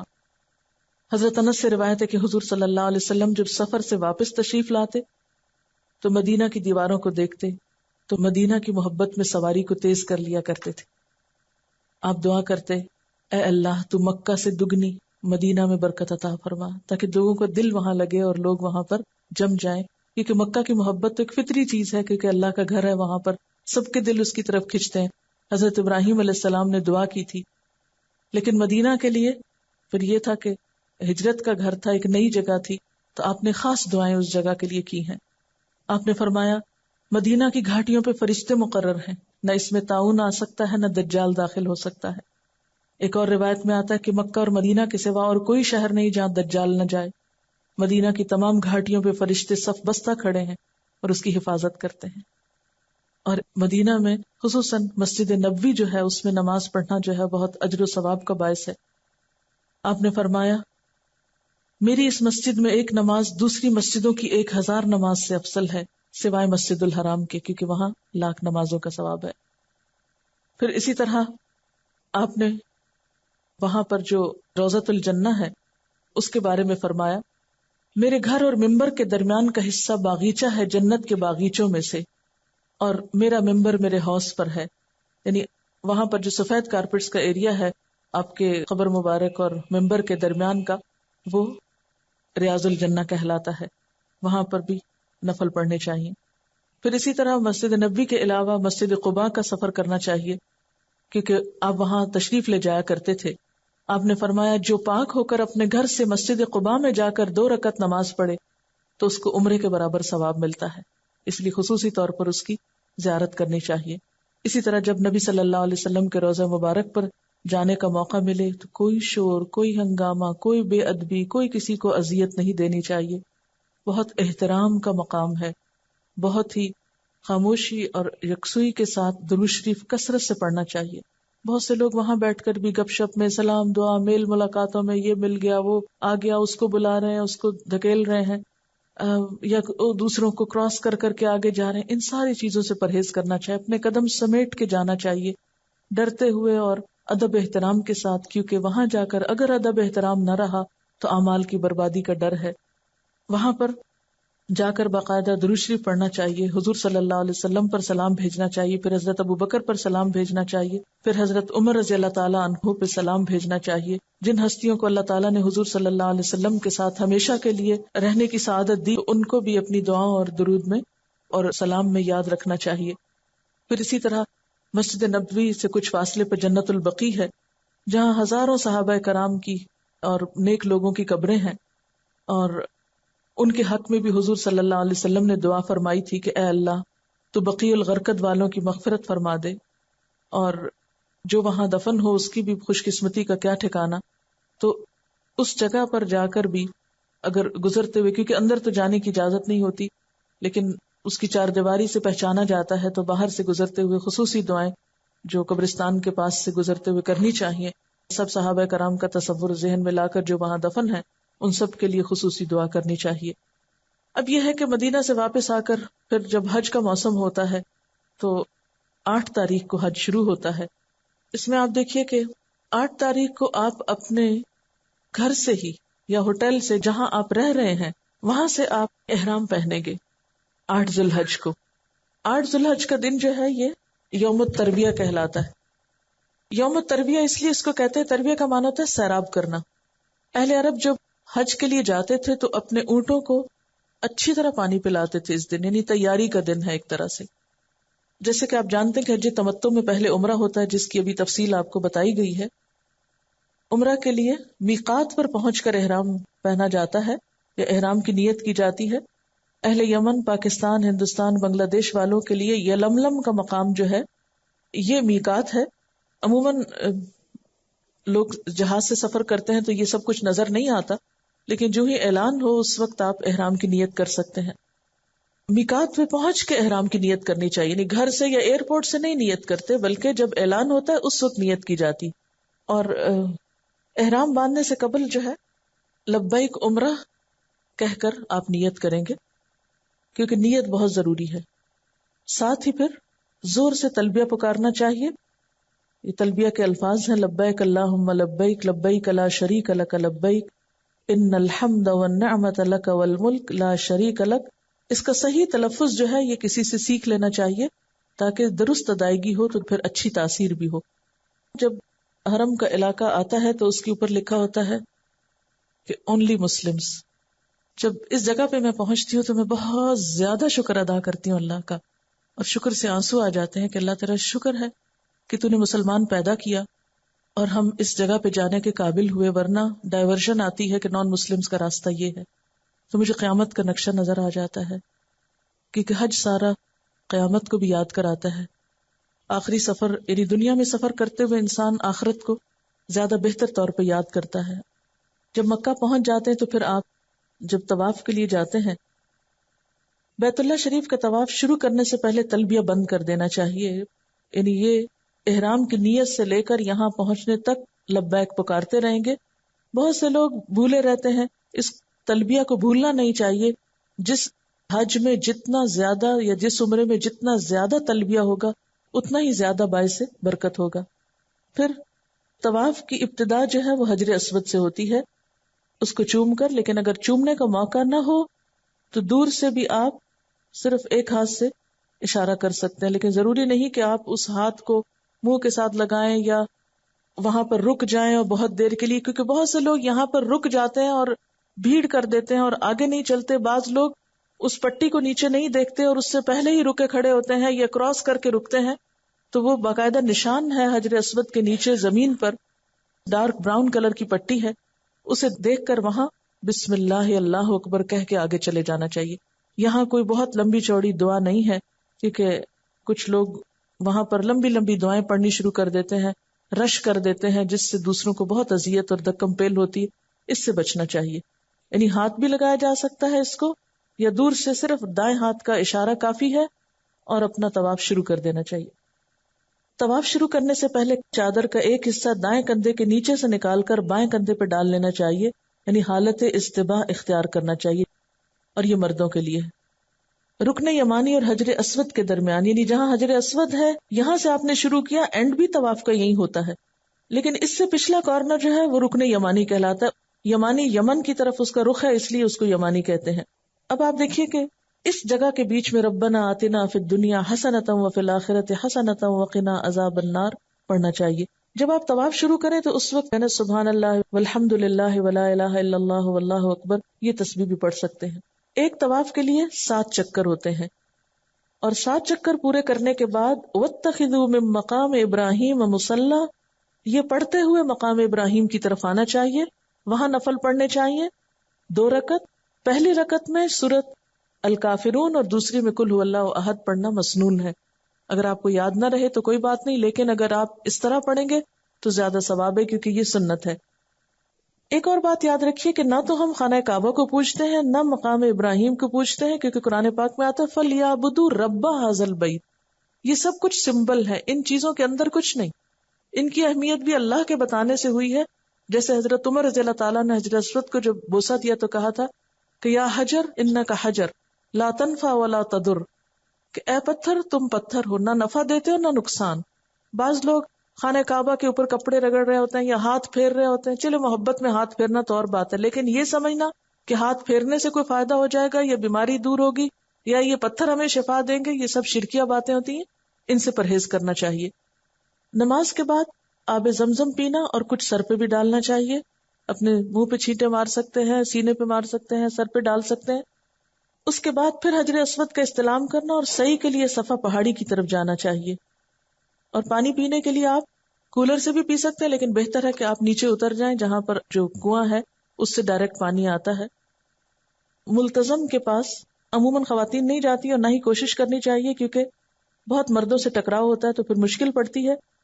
یہاں چمٹ کر دعا مانگنا مستحب ہے، لیکن اگر ہمیں موقع نہیں ملتا اور دور سے بھی مانگتے ہیں تو انشاءاللہ نیت کا اجر مل جائے گا. پھر اس کے بعد صحیح شروع ہوتی ہے. صحیح کا لفظی معنی ہے دوڑنا. قرآن پاک میں آتا ہے ان الصفا والمروہ من شعائر اللہ، صفا اور مروہ اللہ کی نشانیوں میں سے ہے. فمن حج البیت او اعتمر، تو جو بیت اللہ کا حج کرے یا عمرہ کرے، فلا جناح علیہ ان یطوف بہما، تو اس پر کوئی گناہ نہیں کہ دونوں کا طواف کرے. ومن تطوع خیرا، اور جو خوشی سے نیکی کرے، فإن اللہ شاکر علیم، تو بے شک اللہ قدردان ہے، جاننے والا ہے.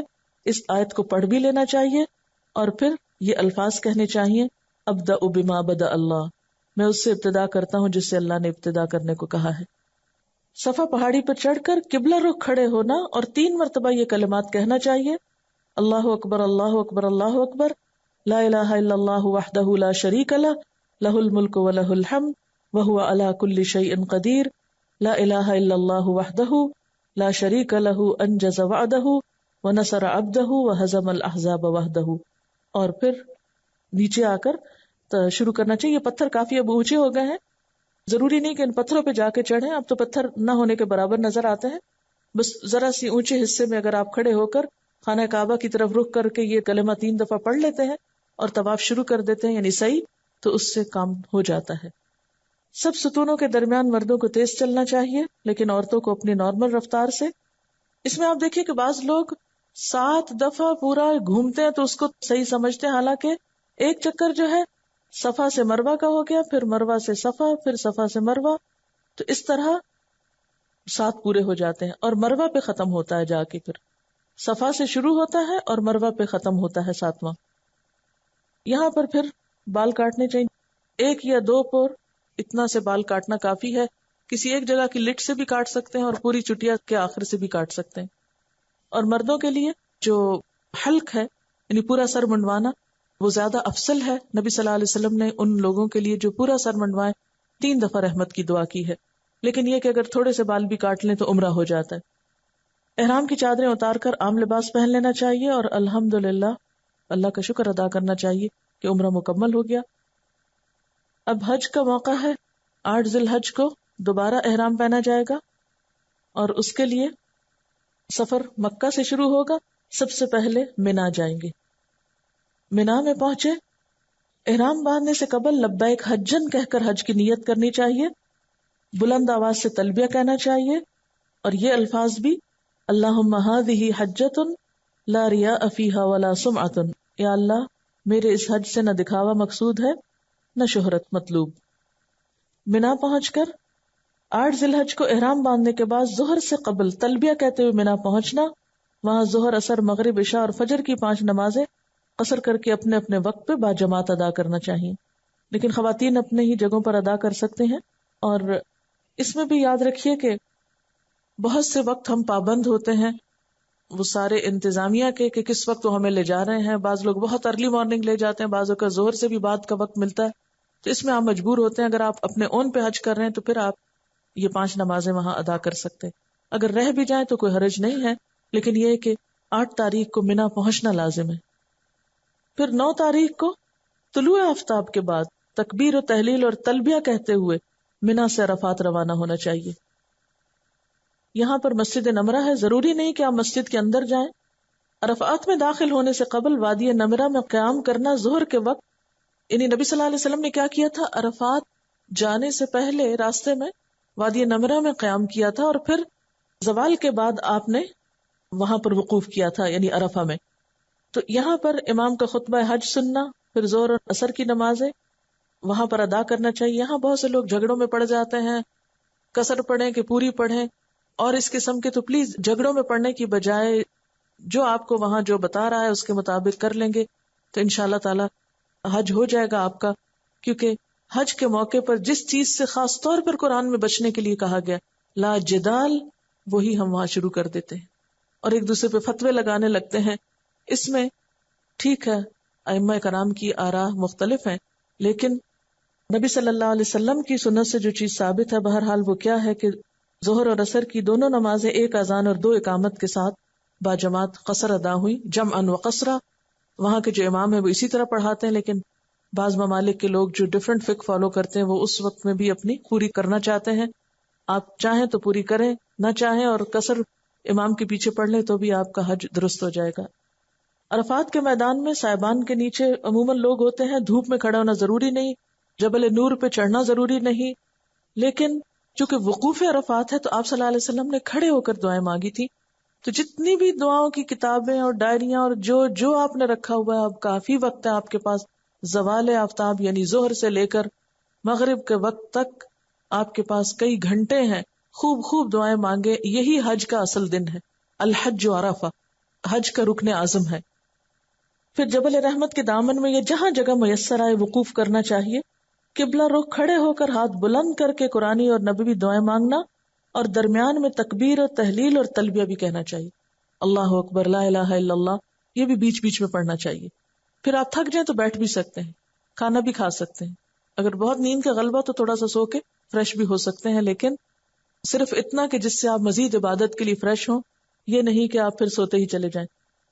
غروب آفتاب کے بعد نماز مغرب ادا کیے بغیر سکون اور وقار کے ساتھ تلبیہ کہتے ہوئے مزدلفہ روانہ ہونا چاہیے۔ بہت سے لوگ پیدل چلتے ہیں، گاڑیوں میں بھی ہوتے ہیں، لیکن اس وقت میں بھی دعائیں کرتے رہنا چاہیے۔ ایک عجیب منظر ہوتا ہے، ہمیشہ دنیا میں مغرب کی اذان ہوتی ہے تو سب نماز کے لیے دوڑتے ہیں، اور یہاں اذان ہوتی ہے تو آپ کو نماز نہیں پڑھنا بلکہ آپ کو یہاں سے چلنا ہے۔ پھر مزدلفہ آپ پہنچتے ہیں، یعنی آپ مکہ سے منا ہے، منا سے عرفات، عرفات سے آپ مزدلفہ آئیں گے، رات یہاں گزاریں گے، 9 اور 10 کے بیچ کی رات یہاں گزرے گی، 8 اور 9 کے بیچ کی منا میں گزری، دن عرفات میں گزرا، رات پھر مزدلفہ میں آ گئے۔ مزدلفہ پہنچ کر مغرب اور عشاء کی نمازیں 1 اذان اور 2 اقامت کے ساتھ قصر کر کے جمع اور قصر ادا کرنی چاہیے۔ رات سو کر گزارنا اور 10 ذی الحجہ کی نماز فجر معمول کے وقت سے تھوڑی پہلے ادا کرنا چاہیے۔ بعض لوگ ساری رات یہاں جاگتے ہیں، نبی صلی اللہ علیہ وسلم نے یہاں رات کو آرام کیا تھا، اس لیے آرام کرنا بھی مسنون ہے۔ وقوف مزدلفہ کے بعد منا روانہ ہونے سے پہلے صرف جمرہ عقبہ کی رمی کے لیے مزدلفہ سے 7 کنکریاں چننا مستحب ہے، لیکن ممکن نہ ہو تو آپ منا میں بھی چن سکتے ہیں، کوئی شرط نہیں ہے۔ رمی کے لیے کنکری کا حجم چنے کے دانے سے کچھ بڑا ہونا چاہیے۔ بعض لوگ بڑے بڑے پتھر اٹھا لیتے ہیں یا جوتے مارتے ہیں یا اور چیزیں پھینکتے ہیں، یہ سب خلاف وقار باتیں ہیں، ان چیزوں سے پرہیز کرنا چاہیے۔ جس شیطان کو ہر وقت ہم نے دوست بنایا ہوا ہے وہاں جا کے اس پہ جوتے مار بھی آئے تو کوئی بہت بڑے کمال کی بات نہیں۔ نیکسٹ، نماز فجر باجماعت ادا کرنے کے بعد مشعر الحرام پہاڑی کے دامن میں یا جہاں بھی جگہ ملے قبلہ رخ کھڑے ہو کر ہاتھ بلند کر کے سورج طلوع ہونے سے قبل خوب روشنی پھیلنے تک تکبیر و تحلیل کہنا، توبہ استغفار کرنا اور دعائیں مانگنا چاہیے. نبی صلی اللہ علیہ وسلم کی یہی سنت ہے. لیکن افسوس کے بعد وہاں سے جو معلم ہوتے ہیں یا قافلے ہوتے ہیں وہ کچھ کرنے نہیں دیتے، اور ایک بھیڑ اور ایک رش کی حالت ہوتی ہے. لوگوں کو خود کچھ پتہ نہیں ہوتا اور بس جلدی جلدی میں ایک سے دوسری جگہ، دوسری سے تیسری جگہ لے جاتے ہیں. اس میں انسان مجبور ہے، معذور ہے. لیکن اگر آپ کو موقع ملے تو جی بھر کے اپنی سنتوں کی ادائیگی کیجیے. پھر مینا میں واپس آئیں گے آپ. طلوع آفتاب سے قبل سکون اور وقار کے ساتھ تلبیہ کہتے ہوئے مینا روانہ ہونا، اور راستے میں وادی محصر سے تیزی سے گزرنا چاہیے. یہ وادی محصر وہ جگہ ہے جہاں ابرہہ کا لشکر جو ہے ہلاک ہوا تھا، اس لیے نبی صلی اللہ علیہ وسلم نے یہاں رکنے سے منع کیا اور تیزی سے گزرنے کا حکم دیا. مینا پہنچ کر طلوع آفتاب کے بعد جمرہ عقبہ کی رمی کرنی چاہیے. رمی کہتے ہیں پتھر مارنے کو، پتھر پھینکنے کو. رمی سے قبل تلبیہ کہنا بند کر دینا چاہیے. کنکریاں مارتے وقت اللہ اکبر کہنا مسنون ہے اور 7 کنکریاں پھینکنا ہوتی ہیں. جمرہ عقبہ یعنی پل ہے، پل کے نیچے بھی ہے یہ اس کا سمبل، اوپر بھی ہے. جہاں آپ کے لیے سہولت ہو آپ جائیے. اس میں بہت زیادہ رش ہوتا ہے اور عموماً یہاں پر بہت خوف و ہراس بھی پھیل جاتا ہے. بعض اوقات لوگ پاؤں کے نیچے آ جاتے ہیں، کیونکہ ہوتا یہ ہے کہ سب ایک ہی جگہ سے جا رہے ہوتے ہیں اور ایک ہی جگہ سے آ رہے ہوتے ہیں. تو یہ جو گڑبڑ ہوتی ہے، اور پھر گروپس بنے ہوئے ہوتے ہیں اور وہ اکٹھے دھکے دے رہے ہوتے ہیں، اس میں پھر بہت مشکل ہوتی ہے. ابھی تک اس مسئلے کا کوئی حل شاید سمجھ میں نہیں آیا لوگوں کے. لیکن یہ ہے کہ انسان کو کوشش کرنا چاہیے کہ اپنی طرف سے کسی کو اذیت نہ دے. کنکریاں مارنے کے بعد پھر قربانی کرنا ہوتی ہے، اور قربانی کے گوشت میں سے کچھ خود بھی پکا کے کھا سکتے ہیں، اگر موقع نہ ہو تو سارا ہی دے دے. پھر یہاں پر بال کٹوانا یا منڈوانا، ان میں سے دونوں کام ہوں گے. یہ اس دن کا خاص عمل ہے.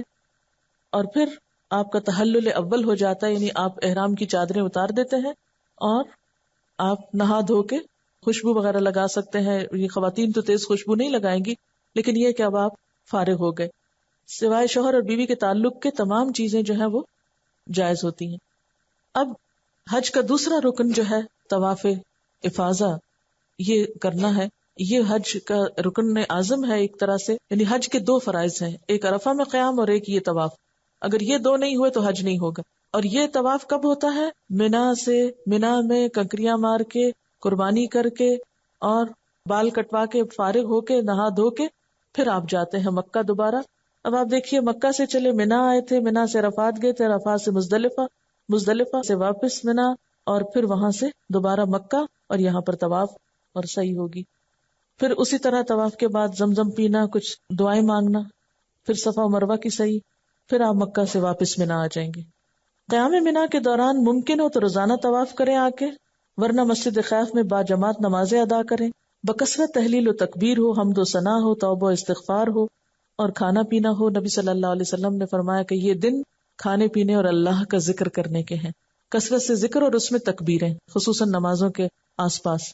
اور اس کے علاوہ، اور اس میں یہ ہے کہ مسجد میں جانا بہت اچھا ہے، لیکن اگر بہت دور ہے آپ اور مسجد میں ہر وقت پہنچنا ممکن نہیں، تو جہاں جہاں خیمے ہیں وہاں پر باجماعت نماز کا اہتمام کر لینا چاہیے. ایام تشریق جو ہیں 11، 12، 13 ذی الحج کی راتیں یہ مینا میں ہی گزارنی چاہیے.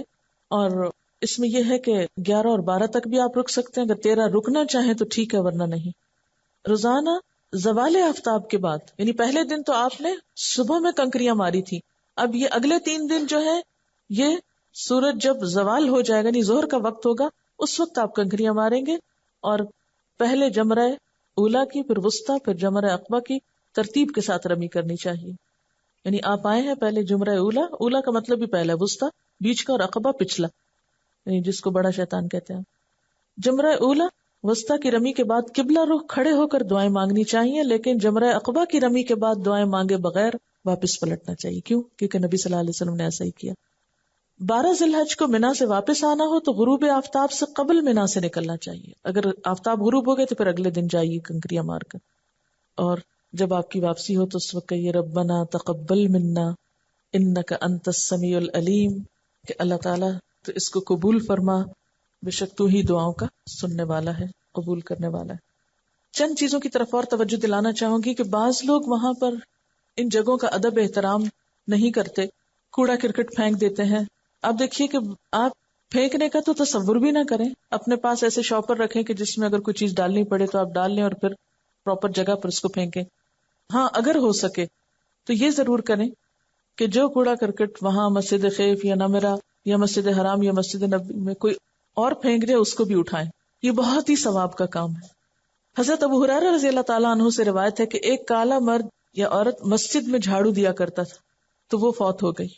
یہ بہت سی احادیث عورت کے بارے میں آتی, ایک مرد کے بارے میں بھی آتی. آپ کو اس کو مرنے کی خبر نہ ہوئی.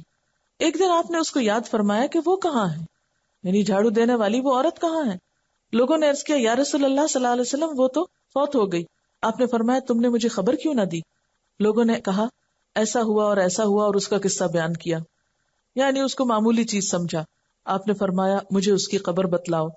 حضرت ابو ہریرہ نے کہا کہ آپ اس کی قبر پہ تشریف لائے, پھر آپ نے اس کی نماز جنازہ پڑھی. تو یہ سعادت اس کو کیوں نصیب ہوئی.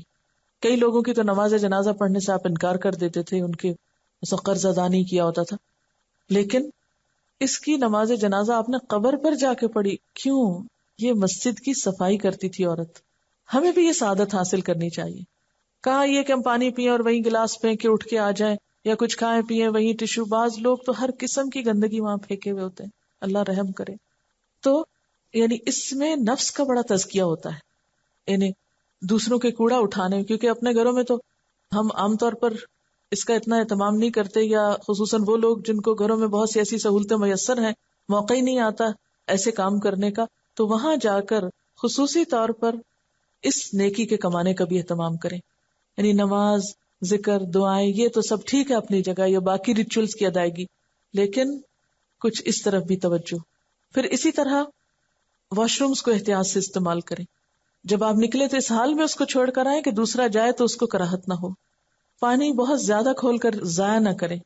پھر اسی طرح اپنے جسم اور لباس وغیرہ کی صفائی کا بھی خیال رکھیں. بعض لوگ پسینے میں اٹے ہوئے مسجد میں آ جاتے ہیں اور بہت نماز کی خشوع میں خلل ڈالتے ہیں. آپ بھلے استری نہ کریں, بھلے بہت اچھے کپڑے نہ پہنے, سادہ لباس, معمولی سمپل سا لیکن دھلا ہوا صاف لباس پہننے کی کوشش کریں. پھر اسی طرح یہ ہے کہ تھوڑا بہت تبلیغ اور تعلیم کا کام بھی کر لیں. جو لوگ آپ کے ساتھ گروپ میں ہیں ان کو کچھ سکھانے کے لیے کوئی کتاب پاس رکھیں. جو لوگ وہاں پر کہیں بھی آپ کو ملیں, کسی کو کوئی دعا سکھا دی, کسی کو کوئی مسئلہ بتا دیا, کسی کو یعنی کوشش کریں کہ کوئی ایک اچھی بات آپ کسی نہ کسی کو بتاتے رہیں. چھوٹے چھوٹے کارڈ کیسٹس تو تقسیم کر ہی سکتے ہیں, لیکن اس کے علاوہ آپ خود زبانی بھی تھوڑی تھوڑی بات بتائیں, لیکن کسی کے سر پہ سوار نہ ہو. اب ایک اہم کام جو لوگ وہاں پر جا کر کرنا ضروری سمجھتے ہیں وہ ہے شاپنگ. اس کو سب سے آخر کی لسٹ پہ رکھیے. بعض لوگ اتنا سامان جمع کر لیتے ہیں کہ کمرے میں لوگوں کے رہنے کی جگہ نہیں ہوتی, خصوصاً جو لوگ مل جل کر رہتے ہیں, اور سامان زیادہ ہو جاتا ہے, یا پھر مدینہ اٹھا کے لے جاتے ہیں پھر واپس لاتے ہیں اور ایک عذاب میں گرفتار رہتے ہیں. تو اس لیے کوشش یہ کریں کہ جب بالکل واپسی کا وقت ہو تو کچھ لوگوں کے لیے اگر آپ کو ہدیہ وغیرہ خریدنا ہو تو وہ آپ خرید سکتے ہیں, اس میں کوئی منع نہیں ہے. لیکن ہمارے ہاں عموماً رواج کیا ہے, جائے نماز, تسبیح. اب ہر شخص واپس آنے والا جائے نماز دے رہا ہے, تسبیح دے رہا ہے. اب کیا ہوتا ہے کہ کوئی کتنی جائے نمازوں پہ نماز پڑھے گا اور کوئی کتنی تسبیحیں پڑھے گا.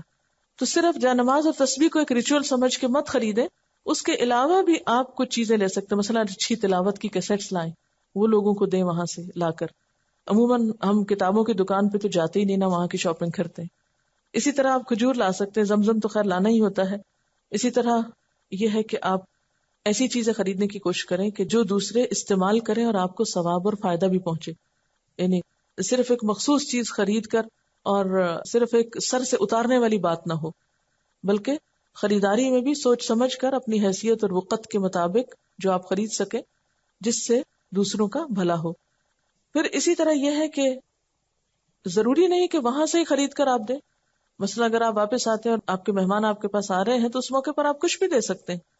یعنی یہاں سے بھی آپ کوئی اچھی کتابیں, اچھی کیسٹس, اچھی چیزیں لے کر آپ لوگوں کو, آنے والے مہمانوں کو دے سکتے ہیں. یا اسی طرح یہ ہے کہ جیسے خوشبو کا ہدیہ ہے تو وہ مہنگا ضرور ہوتا ہے, لیکن نبی صلی اللہ علیہ وسلم خوشبو کے ہدیے کو کبھی رد نہیں کیا کرتے تھے. اس کو بھی آپ خرید سکتے ہیں. جتنے میں ایک جانماز آتی ہے اتنے میں خوشبو بھی آ سکتی ہے. جانماز کا اٹھانا بھی ایک مسئلہ ہے, خوشبو کا اٹھانا آسان ہے. تو اب ہوتا ہی ہے کہ خوشبو عموماً چھوٹی سی چیز میں ہوتی ہے, جب دیتے ہیں تو یوں لگتا ہے کچھ ہی نہیں دے رہے. تو لوگ عموماً بلک کو بڑا پسند کرتے ہیں, حالانکہ ہر لحاظ سے مصیبت ہوتا ہے بلک, دنیا کے بوجھ اٹھانا.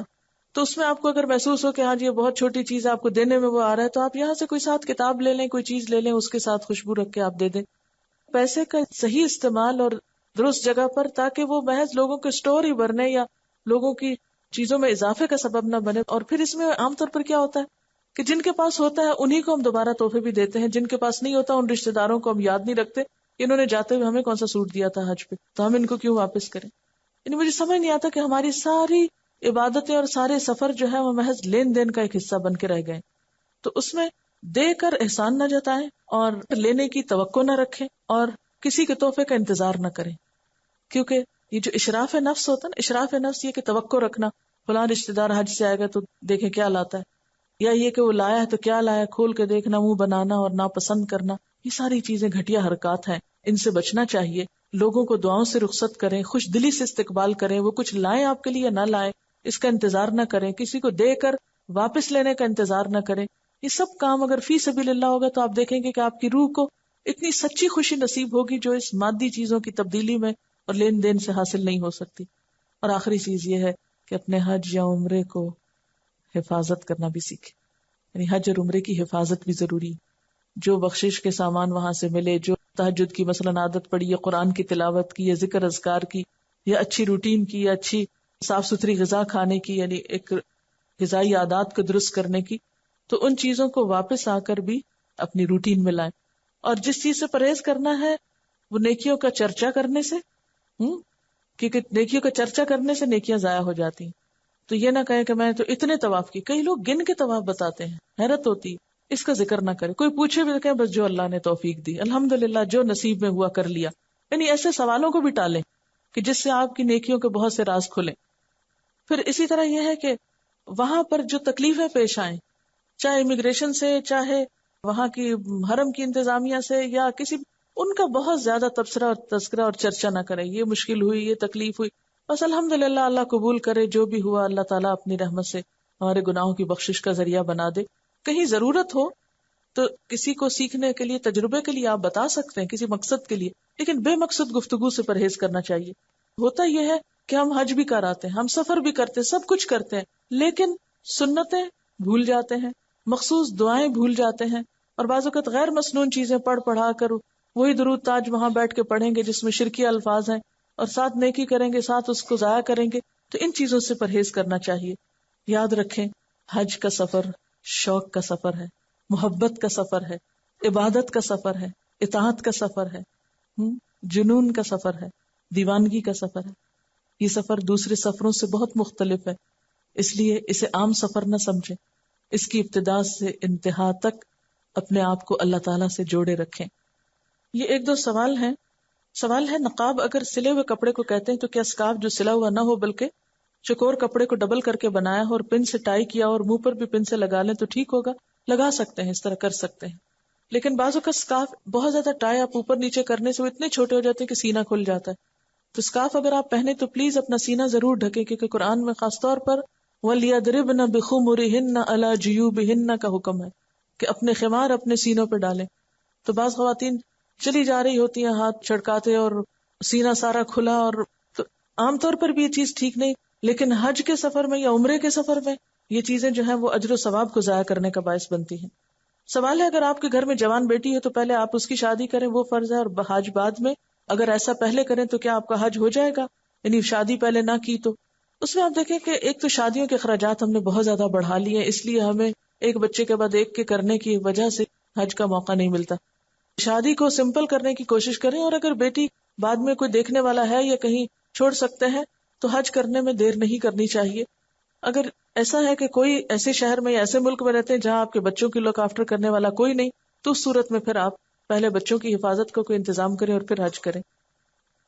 ایک اور مشورہ کسی نے دیا کہ اگر ساتھ ایک چھوٹی سی ٹارچ بھی رکھی ہو، کیونکہ کمرہ جب بہت سے لوگ شیئر کر رہے ہوتے ہیں تو بعض اوقات لائٹ آن آف کر کے واش روم جانے کے لیے باہر اندر نکلتے ہیں تو دوسروں کی نیند خراب کرتے ہیں، یا پڑھنا ہوتا ہے آپ کو نیند نہیں آ رہی، آپ کچھ پڑھنا چاہتے ہیں تو اس وقت آپ تنہائی میں اکیلے میں اپنی روشنی سے پڑھ لیں تو زیادہ بہتر ہے تاکہ دوسرے لوگ ڈسٹرب نہ ہوں.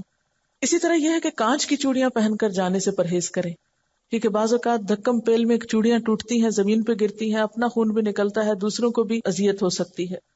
بعض لوگ حج کر کے آتے ہیں تو اپنے نام کے ساتھ حاجی یا حجیانی لگاتے ہیں. کیا یہ درست ہے؟ اس سے پرہیز کرنا چاہیے، کیونکہ ہمیں کیا ضرورت ہے کسی کو بتائیں کہ ہم نے حج کیا ہو یا نہیں. اور اگر اللہ تعالیٰ نے آپ کو ایک سے زائد حج کرنے کی توفیق دی ہو تو اس کو یاد نہ رکھا کریں کتنے کیے.